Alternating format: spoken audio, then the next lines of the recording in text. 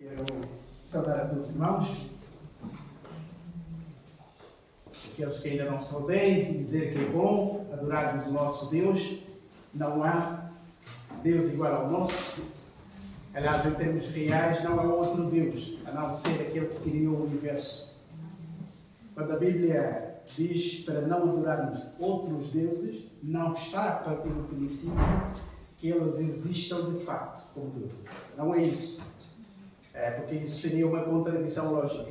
Deus só um.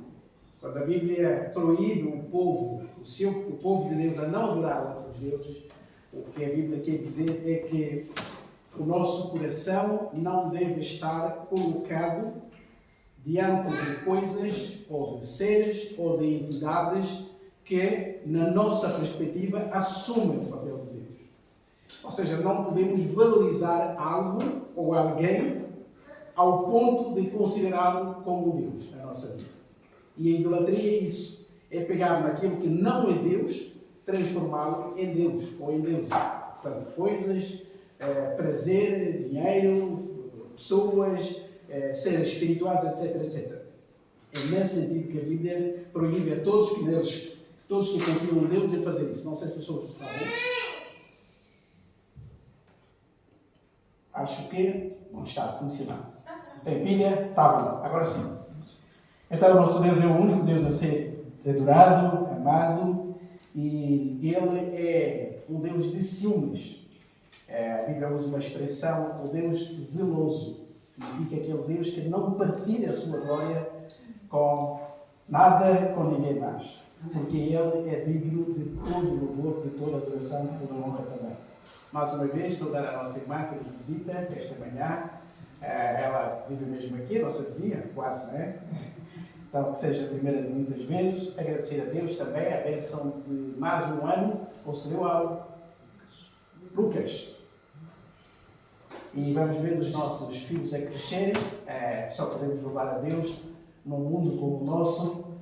Celebrar aniversário não é apenas reunir a família à festa, mas reconhecer que durante 300 e tantos dias Deus guardou a cada um de nós e nós só podemos louvar, entre outras bênçãos também a bênção da vida. Vamos então para o nosso texto esta manhã. Continuamos ainda na carta aos Hebreus. Estamos no capítulo 12 da carta aos Hebreus. Estamos a estudar esta carta praticamente desde perto do início do ano. E ainda há muita coisa por dizer. Não sei se tem sido essa a sensação dos irmãos, pelo menos minha tem sido. Cada vez que vou relendo esse texto, mais a minha mente vai ficando esclarecida sobre verdades maravilhosas. E mais o nosso amor também ao fazê-lo, o nosso amor por Cristo vai crescendo, porque percebemos quem é Jesus Cristo. E o texto que iremos ler encontra-se no capítulo 12, como já disse, a partir do versículo 18. Vamos ler até o último versículo deste capítulo. Carta aos Hebreus, capítulo 12, versos 18 a 29. E assim terminaremos esta parte, onde o autor já entra na exortação final, praticamente a partir do capítulo 10, versículo 18, ele ali já começa a fazer algumas aplicações, e aqui ele está praticamente a finalizar então esta epístola. Vamos então ler o texto da palavra do nosso Deus. Hebreus capítulo 12, a partir do versículo 18.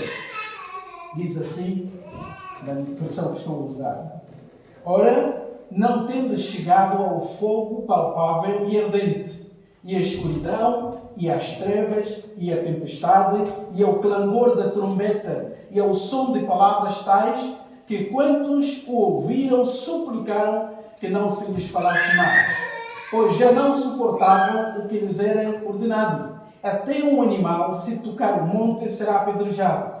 Na verdade, de tal modo era horrível o espetáculo, que Moisés disse: Sinto-me aterrado e tremo. Mas tendo chegado ao monte Sião, e a cidade do Deus vivo, a Jerusalém celestial, e a incontáveis hostes de anjos, e a universal assembleia, e a igreja dos primogênitos arrolados nos céus, e a Deus, o juiz de todos, e aos espíritos dos justos aperfeiçoados, e a Jesus, o mediador da nova aliança, e ao sangue da expressão que fala coisas superiores ao que fala o próprio Abel.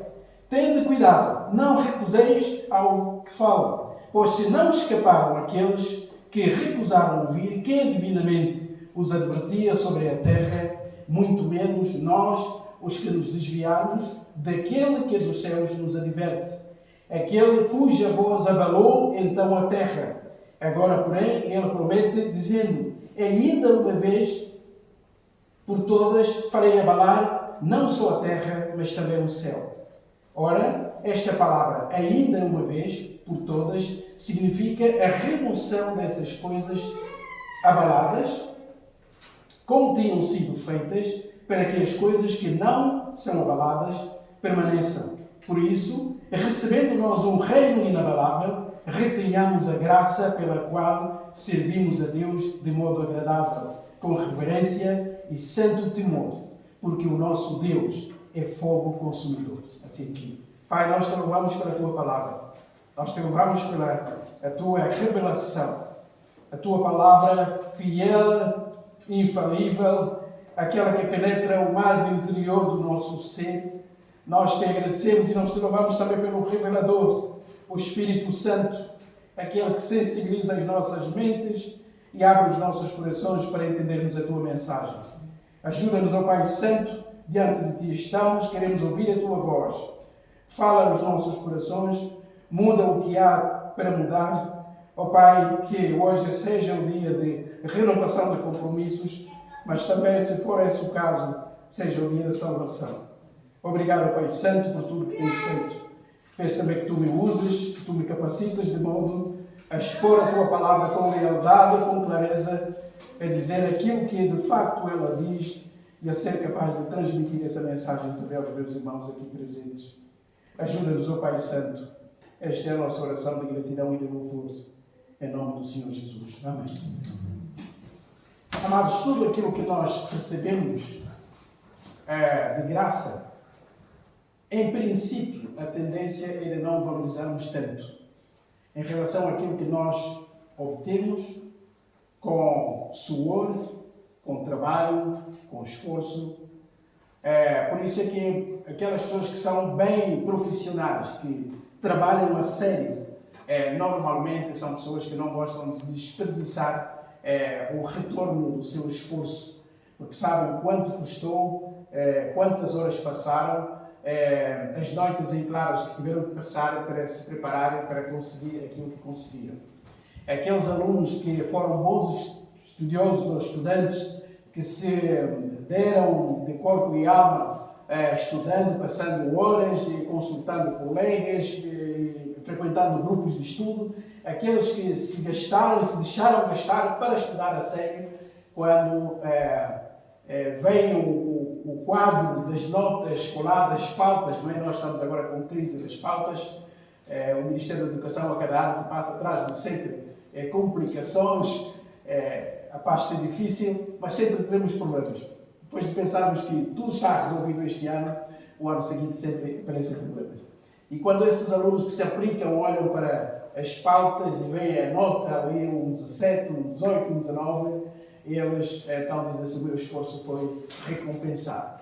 Mas aquele aluno que não se aplicou e por qualquer milagre ou por qualquer meio corrupto conseguiu alguma nota, não valoriza assim tanto, porque não lhe custou muito esforço. E assim na vida. Por isso é que aquelas pessoas que de um momento para o outro herdam uma fortuna, ou da família, ou porque participaram num jogo qualquer e de repente são milionários, ou cresceram numa família pobre e de repente praticaram um desporto que trouxe um formado de sombras, de soma monetária, normalmente o que acontece é que as pessoas tendem a desperdiçar também com muita facilidade, porque não custou assim tanto esforço. Então, tudo que nos é dado de graça ou que chega a um preço barato, a nossa tendência humana é de não valorizar tanto. E esse é o perigo que corremos todos quando pensamos na graça de Deus. Ao ler esse texto, talvez se houvesse aqui uma exortação que devemos fixar, essa exortação é: não despreze a graça de Deus. Antes, pelo contrário, retenha, como o autor vai dizer. Não despreze a graça. Essa graça que nos chega pela graça, ela não foi barata, mas custou a vida de alguém que teve que viver uma vida perfeita, teve que cumprir com todas as tentações do mundo, uma vida, toda a lei de Deus, que sofreu, que foi desprezado, suportou tudo até aquela morte vergonhosa da cruz. Ele teve que suportar tudo isso para que eu e cada um que está aqui pudesse experimentar a vida eterna. É verdade que essa salvação chega-nos através da graça, ou pela graça, mas ela foi paga com o sangue do Cordeiro de Deus.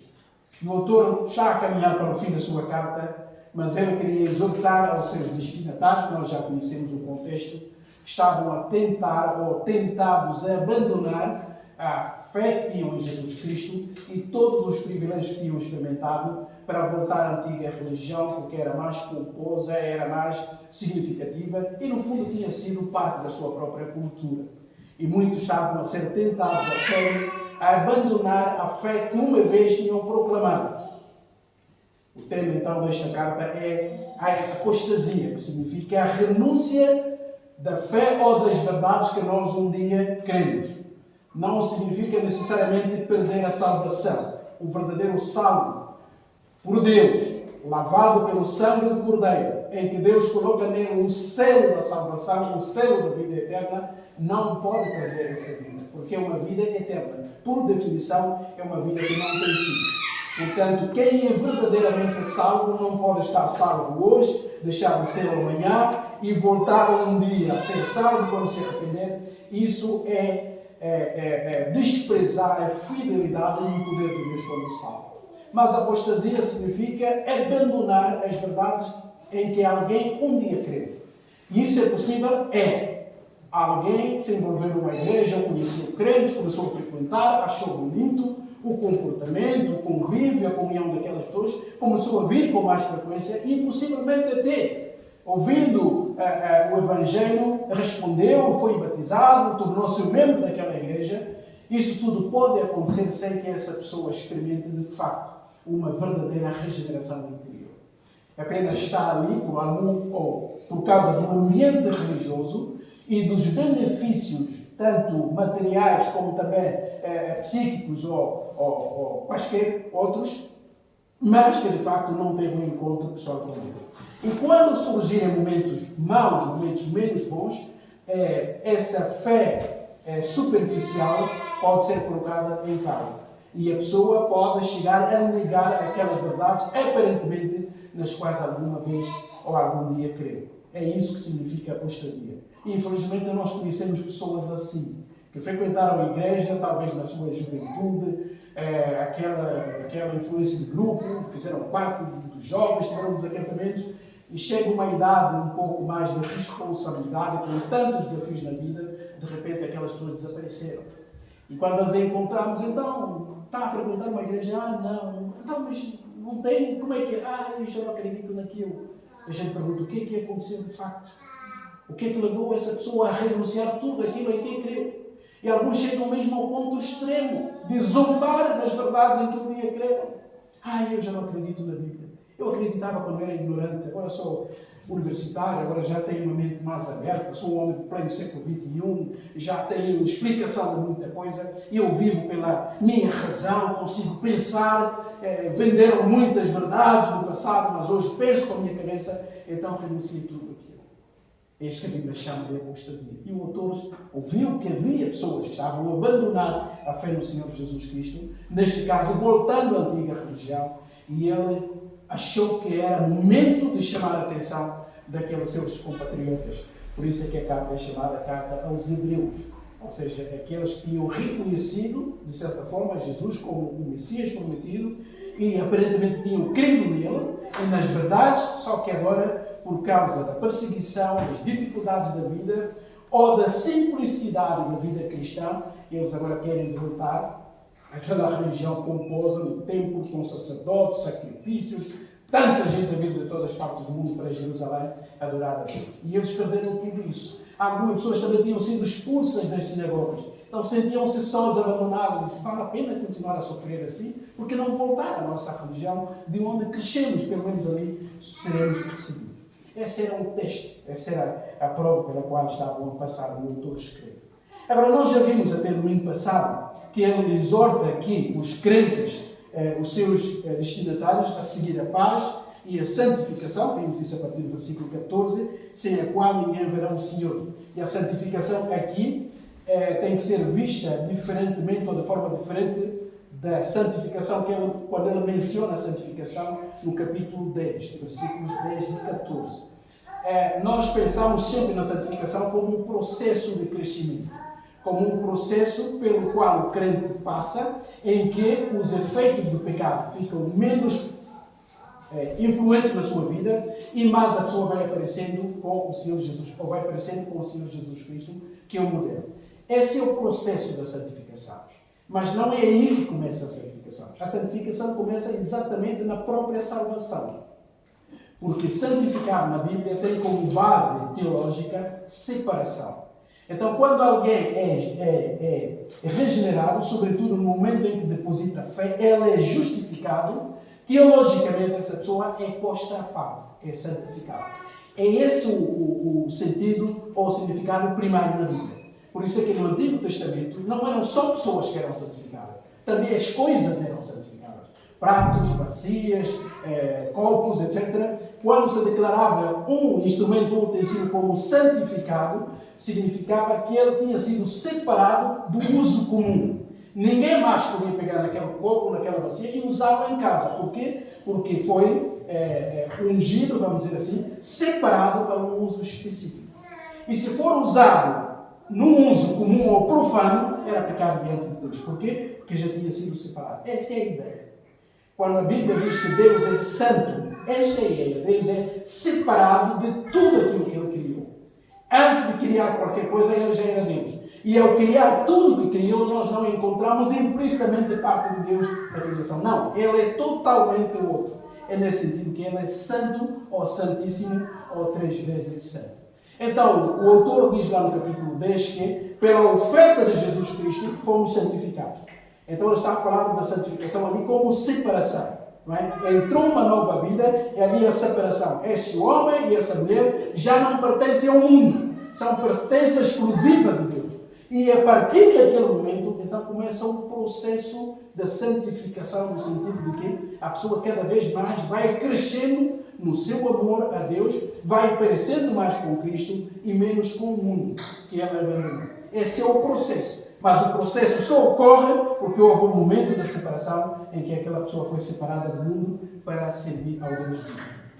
Então o autor aconselhou para não deixar de seguir a santificação e evitar que a amargura, que normalmente nasce de experiências amargas, por isso mesmo é que se chama amargura, é o resultado de experiências amargas pelas quais alguém passa. Isso vai criando um veneno dentro da pessoa e essa amargura não fica dentro da pessoa, a pessoa vai expressando isso e vai contaminando também outros. Não é? E aqui o contexto é que esta amargura contaminasse os outros irmãos. Não é? Aquela pessoa diz, eu não acredito em Deus, Deus não faz nada na minha vida, eu já tive muita fé fervorosa, agora já não. Então a pessoa vai expressando essa amargura por alguma coisa, só que ao verbalizar isso, ele também está a pôr em causa as outras pessoas. Que pouco a pouco, aqueles que não têm fé forte ou alguma maturidade, começam também a pensar como ele. E esse é o perigo de desenvolver a amargura, porque ela é contagiosa, ela acaba por contaminar também os outros. E o autor diz para não fazermos isso e valorizarmos aquilo que é valorizável. Ou seja, nunca trocar os bens eternos por bens materiais. Nunca colocar na mesma balança com o mesmo valor aquilo que são bênçãos temporárias com aquilo que são bênçãos eternas. O autor diz, não façam isso. E usa o exemplo de Esaú, que desprezou, digamos assim, o seu direito de primogenitura por um prato de comida que saciaria a comida durante algumas horas, mas depois a pessoa voltaria a ter fome. E ele desprezou aquilo que era significativo, sobretudo na cultura judaica, que é o direito de ser o primeiro filho da família. Então ele chama a atenção aos seus ouvintes para não fazerem isso, para não menosprezarem a graça de Deus, antes pelo contrário, para valorizar isso. E ele, para terminar essa sua ideia, então vai usar aqui uma ilustração muito interessante. Ele vai falar da antiga aliança e da nova aliança, mas vai usar a simbologia de dois montes, ou duas montanhas. Então, nos primeiros versículos, nós vimos que ele está a falar da experiência que o povo de Israel teve lá no Monte Sinai, não é? A Bíblia fala-nos de dois montes significativos, há outros, mas esses ficaram marcados na história. E o nosso autor, como um bom conhecedor da Bíblia, como um bom teólogo, vai usar o exemplo dessas duas montanhas, ou desses dois montes, para mostrar ou ilustrar a diferença entre os dois testamentos. Então ele começa com o Monte Sinai aqui, não é? Na minha versão diz: ora, não tendo chegado ao fogo palpável. Essa tradução não é muito boa. A Almeida normalmente é uma tradução muito boa, não é? A Almeida corrigida ou atualizada. Mas aqui, ao dizer ao fogo palpável, não faz muito sentido. Mesmo em português. Se já é um fogo, ele não pode ser palpável, em princípio. E por que alguns traduziram aqui? Porque a palavra monte aqui não aparece. Ele vai aparecer no versículo 22, quando diz: mas tende chegado ao monte. Mas por dedução lógica, quando ele diz no versículo 18, não tende chegado ao palpável, ao fogo ardente, ele está a falar de alguma coisa visível, que se pode tocar. É nesse sentido que é palpável. Então, tudo o que ele vai dizer tem a ver com o episódio do Monte Sinai. Então, por dedução, portanto, algumas traduções até dizem não tendo chegado ao monte, não é? Ardente, ou ao monte palpável, ao fogo ardente. Portanto, a explicação aqui está correta, porque ele está, na sua mente, está a pensar em dois montes, que ele quer contrastar para mostrar as desvantagens do monte, ou da experiência naquele monte, e as vantagens da experiência no segundo monte. Então, vou dizer: ora, não tendo chegado ao fogo palpável, ou ao monte palpável, de fogo ardente, e a escuridão, e as trevas, e a tempestade, e ao clangor da trombeta, e ao som das palavras, tais quantos a ouviram suplicaram que não lhes falassem mais, pois já não suportavam o que lhes era ordenado. Até um animal, se tocar o monte, será apedrejado. Na verdade, de tal modo era horrível o espetáculo que Moisés disse: sinto-me aterrado e tremo. O autor está a usar aqui o exemplo, a experiência do capítulo 19 de Êxodo. Não sabe lá no capítulo 19 de Êxodo, foi o momento em que Deus selou, de certa forma, a sua aliança com o povo de Israel. E como é que Deus fez esse selo da primeira aliança com Israel? Ele apareceu a Moisés, disse: olha, Moisés, eu preciso dizer algo ao povo de Israel, reúna todo o povo e venham aqui perto do Monte Sinai. Vocês não sabem que o Monte Sinai não se encontra em Israel, mas sim na Arábia. Ou seja, esse monte não é na terra prometida, mas durante o percurso, durante a peregrinação, um monte especial, significativo, e Deus aparece aí a Moisés para dar algumas instruções. E quando Deus apareceu, antes mesmo de aparecer, ele disse a Moisés o que o povo devia fazer e o que não devia fazer. O povo devia santificar-se, todos deviam evitar até mesmo o prazer conjugal, tudo tinha que ser posto à parte, porque o povo estava para experimentar algo extraordinário naquele dia. E isso foi ao terceiro mês depois da saída do povo de Israel do Egito. E eu quero ler alguns versículos aqui. Êxodo 19, versículo 16. Os versículos anteriores Deus dá a orientação a Moisés, diz o que deve fazer, como o povo se deve comportar, mas a partir do versículo 16 diz o seguinte: vejam comigo, Êxodo 19, 16. Vou ler nessa versão contemporânea, diz assim: ao amanhecer do terceiro dia, houve trovões e relâmpagos e uma espessa nuvem sobre o monte e um sonido de buzina muito forte.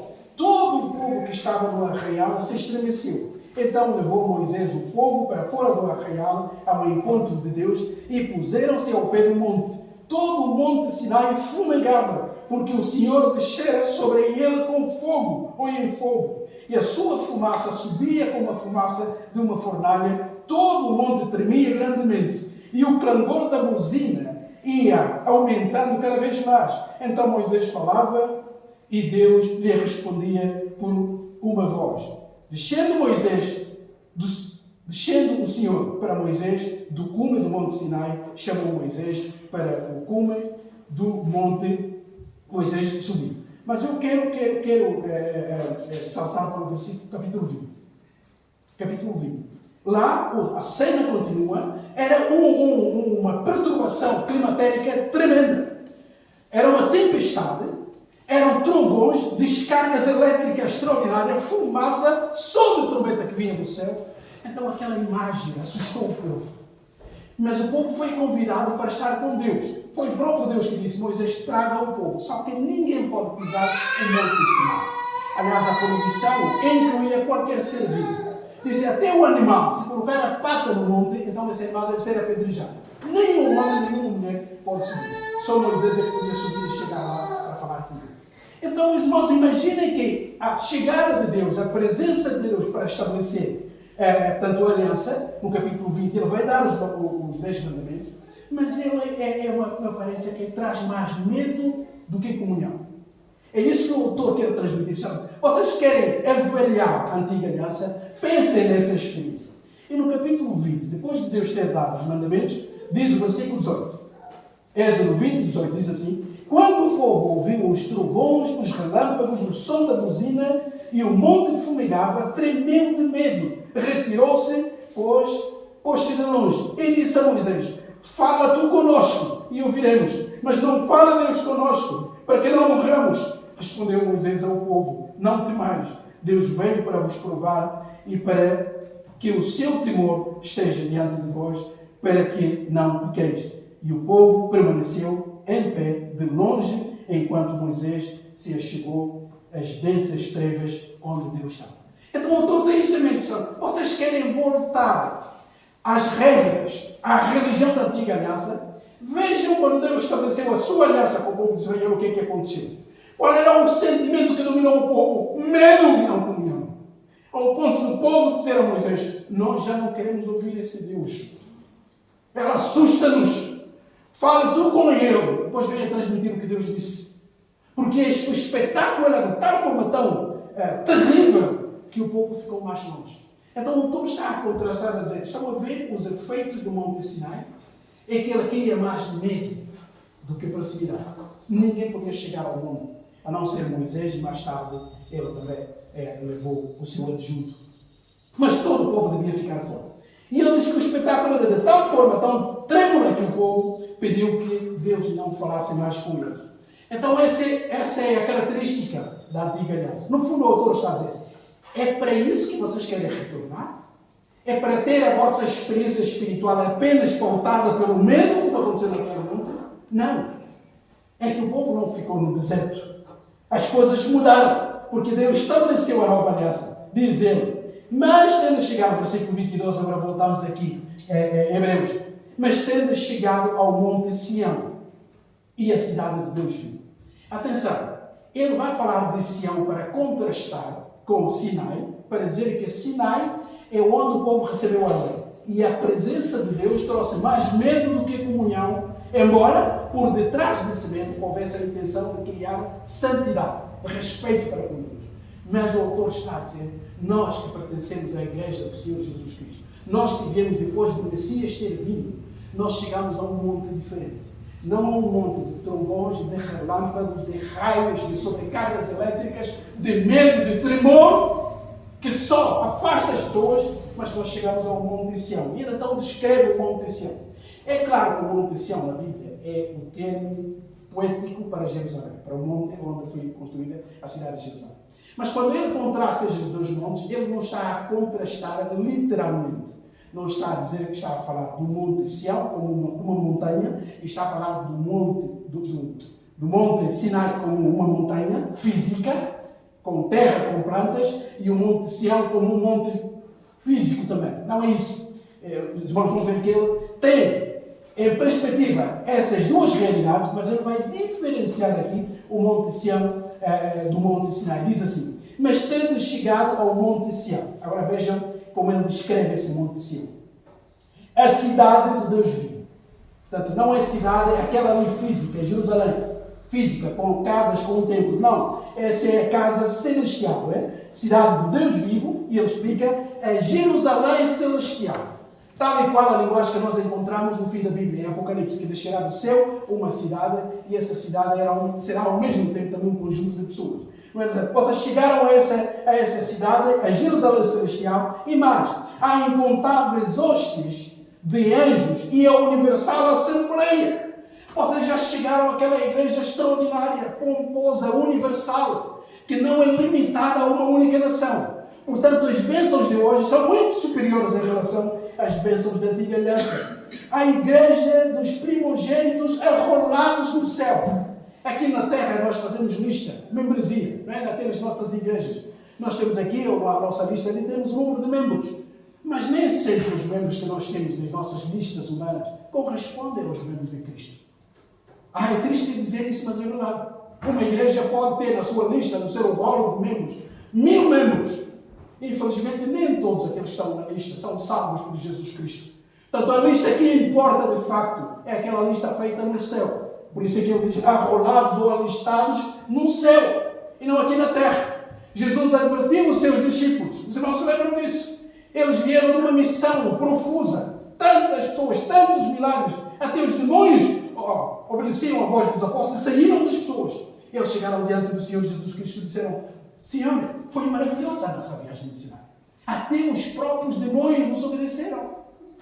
Quando nós ordenávamos que saíssem das pessoas, eles simplesmente saíam, em teu nome. E Jesus olha para eles, em vez de dizer, grandes missionários, vocês fizeram muito trabalho. E ele não disse isso. Também não desprezou aquilo que fizeram, mas ele disse, antes, alegrai-vos por terem os vossos nomes escritos no livro da vida. Esse é alistamento que importa. Muita gente pode não nos conhecer por aí. Podemos não ser figura pública no meio evangélico. Mas o mais importante é que Cristo me conhece. Eu estou na lista dos arrolados no céu. Não apareço nas televisões, ninguém me conhece no YouTube. Mas eu brigo com Jesus Cristo. E creio pela promessa de Deus que o meu nome está alistado lá. E naquele último dia, e eu vou ouvir o meu nome a ser chamado como servo ou serva bons. E o autor está a dizer, vocês chegaram a esse privilégio. Já não é um privilégio apenas de uma nação, de um povo ligado por relacionamentos genéticos. Não. Vocês chegaram a este incontável nosso de anjos. Portanto, os anjos celebram convosco. Lá no Sinai, os anjos trouxeram a lei. Não celebraram juntamente com o povo que recebeu a lei. Mas na nova aliança, o autor está a dizer aqui, é a nossa celebração. Até os próprios seres espirituais angélicos também adoram conosco. Chegastes à igreja dos primogênitos arrolados no céu. E chegaste a Deus. Esse é o sumo. Vocês chegaram perto de Deus. A palavra chegar aqui significa aproximaram-se de Deus. Lembram-se do Sinai? O povo disse, vamos ficar longe, Moisés. Não queremos chegar perto desse Deus. Fala tu com eles. Depois transmite o que ele disse. Mas nós não queremos. Porque a imagem, a presença de Deus criava mais medo do que desejo de comunhão. E é o Deus que é o juiz de todos. E é o Espírito dos justos aperfeiçoados. Os santos que creram no Senhor Jesus Cristo. A igreja aqui no Seixal não é uma igreja isolada. Conduz-a de pessoas presentes. Se a igreja do Senhor Jesus Cristo, ela é muito mais. Ela é muito mais do que isso. Por quê? Porque envolve todos os outros santos também. Aperfeiçoados, separados, santificados por Deus. Portanto, a nossa igreja é muito mais, é muito maior. Ou é maior do que a nossa igreja local. E ele diz aqui, e chegastes a Jesus Cristo, ou a Jesus, o mediador da nova aliança. E onde ele queria chegar? Ele diz assim, não, sabe, é que ali naquele monte, quem foi o mediador do povo foi Moisés. Ele é que foi o representante de Israel. Na nova aliança, o mediador é Jesus. E não há mediador igual a Cristo. E nós somos chegarmos a Deus e temos privacidade com Deus, intimidade com Deus, comunhão com Deus, por causa do mediador que nos aproximou. E como é que ele o fez, diz ele, versículo 24. E é o sangue da expressão que fala coisas superiores ao que fala o próprio Abel, ou o sangue do próprio Abel. Ele vai buscar Abel aqui, eles não se lembram que foi a primeira pessoa que ele apresentou no capítulo 11, na lista dos heróis da fé. A primeira pessoa foi Abel, como justo. Depois é que vieram os outros. Mas ele fala aqui que o sangue de Jesus Cristo, que nos aproxima de Deus, fala de forma mais eloquente do que falou o sangue de Abel. Por que ele faz essa comparação? Se irmãos voltarem a Gênesis 4, verão que quando Deus apareceu ao irmão de Abel, Caim, o que é que Deus disse a Caim? O sangue do teu irmão chegou até ao céu. E o que é que o sangue de Abel clamava? O que é que o sangue de Abel exigia, segundo a Bíblia? Exigia vingança, justiça. Caim fez em segredo. E Deus disse, não, o sangue do teu irmão está a clamar por vingança. Quem fez isso vai ter que pagar. Mas o autor está a dizer aqui que o sangue de Jesus Cristo fala coisas superiores em relação ou em comparação com o sangue de Abel. Porque o sangue de Jesus Cristo, em vez de apelar por vingança, ela apela por perdão. Amados, o que nos aproxima de Deus é Cristo. Tirando Cristo na nossa relação com Deus, não existe nem intimidade, nem comunhão com Deus Santo. A única causa, a única razão que nos aproxima de Deus é o sangue derramado naquela cruz. E o autor queria que os seus destinatários entendessem isso. Dizem, vocês querem trocar isso? Isso não é loucura. Não é uma contradição lógica. Nós chegamos a Jesus, o mediador da nova aliança, e é o sangue da expressão que fala coisas superiores ao que fala pelo poder. Por isso ele exorta. Então, sem isso, se nós chegamos pela graça mais próximos de Deus, se nós temos comunhão e intimidade com Deus, se nós podemos clamar até pedir para nos aproximarmos mais de Deus, contrariamente à experiência do Sinai, então, por favor, não desprezem aquilo que Deus fez. Versículo 25. Tende cuidado, não recuseis ao que vos fala. Quem é que fala aqui? Jesus. Pois se não escaparam aqueles que se recusaram a ouvir, aquele divinamente os advertia sobre a terra, muito menos nós, os que nos desviamos daquele que do céu nos adverte. Aquele cuja voz abalou então a terra. E agora, porém, ele promete, dizendo, ainda uma vez por todas, farei abalar não só a terra, mas também o céu. Parece naquele momento, a terra tremeu. Os fundamentos ficaram abalados. O mesmo que falou ali, ao ponto do povo de Israel se recusar a aproximar-se dele, é o mesmo que continua a falar. Mas agora fala pelo Filho. Portanto, não desprezem o convite do Filho. Se aqueles que desprezaram morreram no deserto, se não sabem, a partir do versículo capítulo 20 e 23, o povo adora ídolo e aquela geração toda de adultos pereceu no deserto. Só chegaram os mais novos, pois nasceram durante o caminho. Ele está a dizer, se eles não escaparam por não terem reverenciado quem lhes falava, o que é que acham que Deus vai fazer com aqueles que desprezam a sua graça? Através do Filho que ele enviou. O que é que acham que Deus vai fazer com aqueles que um dia cantaram louvores a Jesus Cristo, aclamaram, exaltando-se a Deus, e no outro dia disseram que já não acreditam nele? O que é que acham que vai passar com Deus? Aquele que abalou a terra, um dia voltará para abalar não só a terra, mas também o céu. Ele está a falar do último dia, que termina ele. Ora, esta palavra, ainda uma vez por todas, significa a remoção dessas coisas abaladas ou abaláveis, como tinham sido feitas, para que as coisas que não se abalam ou que não são abaladas permaneçam. Ele diz aqui, olha, Deus criou o mundo, a montanha abalou, tudo aquilo que nós vemos, por mais extraordinário e pomposo que seja, inclusive aquele templo, olha, vocês querem voltar, construído por mãos humanas, tudo isso será destruído. A visão, a miniatura, aconteceu logo com a destruição de Jerusalém. E um dia Deus vai abalar não só a terra, mas também o céu. Portanto, vale a pena valorizar a graça de Deus. As coisas abaláveis serão abaladas e vão chegar ao seu fim. Mas ele diz que há coisas que não são abaladas. E quais são as coisas que não são abaladas? Diz ele nos dois últimos versículos. Diz ele, por isso, recebendo nós um reino inabalável, e ele aqui contrasta com aquilo que é abalável. No fundo, nós pertencemos a um reino. Lá em Êxodo, como os irmãos viram, quando Deus fez aquela aliança, disse ao povo de Israel, se vocês obedecerem, serão o meu reino. vão compor o meu reino sacerdotal. Serão o meu povo exclusivo. Eu vou tratá-los de forma diferente como trato o resto da humanidade. Mas é uma aliança condicional. Se obedecer.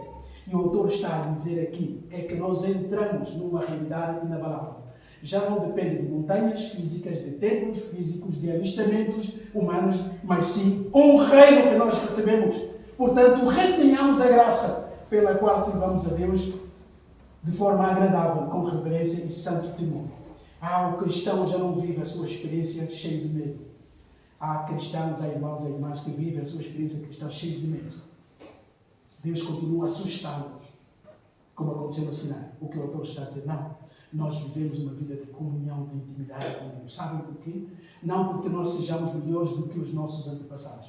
Simplesmente porque nós temos um mediador, Jesus Cristo, que nos aproxima de Deus. E o seu sangue purifica, perdoa, limpa. O seu sangue garante a nossa relação e afirma para toda a eternidade. Agora, claro que esse Deus que enviou o seu Filho Jesus Cristo, o Deus da nova aliança, não é menos santo do que o Deus da antiga aliança. Cuidado! É pensar que o Deus do Novo Testamento, porque temos um mediador que é Jesus Cristo, tornou-se menos rigoroso ou menos glorioso do que o Deus do Antigo Testamento. Não! Por isso é que o versículo 29 diz, porque o nosso Deus é fogo consumidor. Mas nós podemos experimentar a nossa relação com Deus com alegria. Diz que temos que servir a Deus alegremente, de forma que agrade a Deus, com reverência e santo temor, sim, mas com amor, com entrega, com comunhão. Por isso é que podemos cantar louvores ao Senhor Jesus Cristo, porque nós já pertencemos a essa igreja. Aqueles que já morreram estão lá, nós ainda estamos aqui. Como é que nós já pertencemos a esse mundo espiritual? A Bíblia fala das coisas que são e ainda não são. Mas ele interpõe essas duas realidades aqui. Por isso é que Paulo podia dizer, nós estamos com Cristo nas regiões celestiais. E a gente pode dizer, Paulo, ainda não. Ainda estamos aqui. Mas na perspectiva espiritual da Bíblia, como a cabeça já está lá, é como se o corpo também estivesse com isso. Então nós ainda experimentamos realidades aqui. Mas a nossa relação com Deus foi mudada. E por causa de quem? De Jesus Cristo. A Ele todo o louvor, a Ele toda a honra, a Ele toda a glória. Temos que viver vidas santas, mas não com medo de perder a salvação. Apenas evitando ofender o Deus que nos amou e enviou o seu Filho na cruz do Calvário para nos salvar. Que Deus abençoe as nossas vidas. Que Deus revigore a nossa fé. Que possamos dizer, eu sou de Cristo, vivo por Cristo e eu quero honrar a Cristo. Sirvo a Deus com alegria e gratidão no meu coração.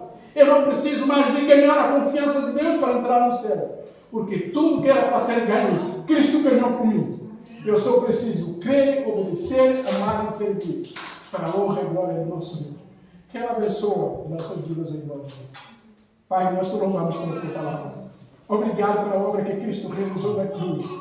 Não nos permita, o Pai Santo, desprezar ou menosprezar a graça. Antes, pelo contrário, que a noção da graça possa melhorar a nossa adoração, possa aproximar-nos cada vez mais de Ti e tornar os nossos corações todos os dias gratos por aquilo que o mediador, o maior de todos, realizou por nós. Obrigado, Deus, porque Tu nos aceitas, não por aquilo que somos, mas por aquilo que Cristo fez por nós. E nós te louvamos pela Tua graça. Em nome do Senhor Jesus. Amém.